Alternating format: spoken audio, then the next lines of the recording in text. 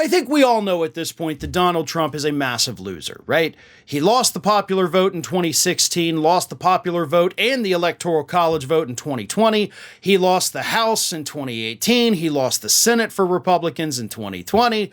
He helped Republicans not make the big gains they were going to make in the midterms in 2022. So he is a perennial loser.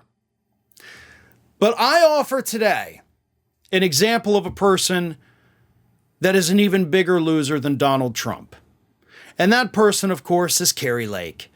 This week, after a 3-day trial last week that shouldn't have happened in the first place, Carrie Lake once again had her claims of election interference or bad signatures in 2022, had it thrown out by a judge who had already thrown it out months ago, but was told by the Supreme Court to think about rehearing the case. And so the judge did, and then the judge once again said, yeah, you've proven nothing. You've done absolutely nothing. All the claims you've made can be easily refuted with actual facts of what really happened. So a few of the things that loser Carrie Lake had tried to argue in her court case was that the workers doing the signature verification, which was the only issue she was allowed to bring in this particular case here, they didn't spend enough time on each signature. Like she said, we've got videos where they're only spending like 1 or 2 seconds on a signature. And the judge said, cool. That doesn't matter.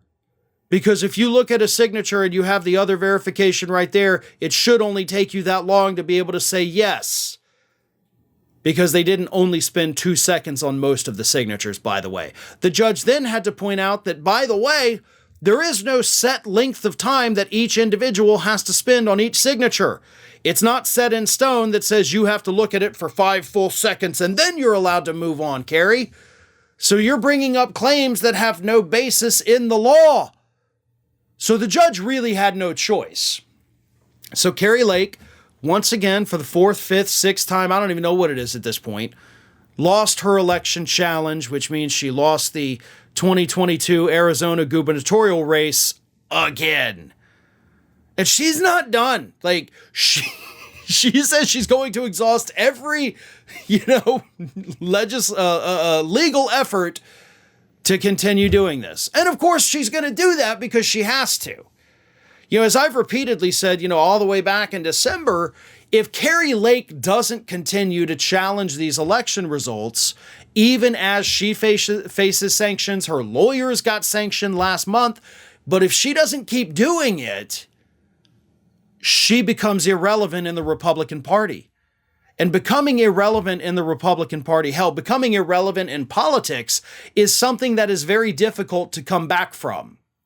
I mean, Jeb Bush, that was his problem, right? He disappeared for 8 years, then finally decided, all right, I'm going to come back. And that didn't go well for him.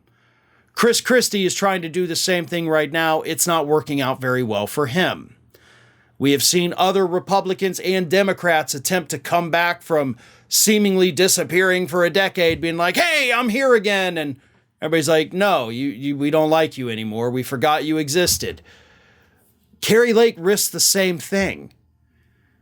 But with the Republican Party, it's a little bit different because you've got fly-by-night Republicans coming and going every other day.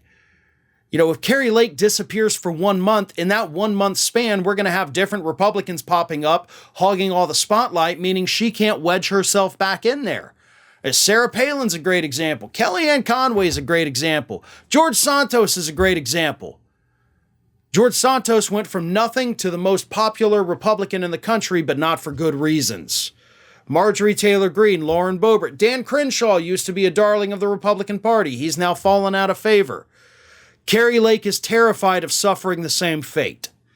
So she is going to continue to lose, very, very publicly lose that race, because the other option is to fade into obscurity.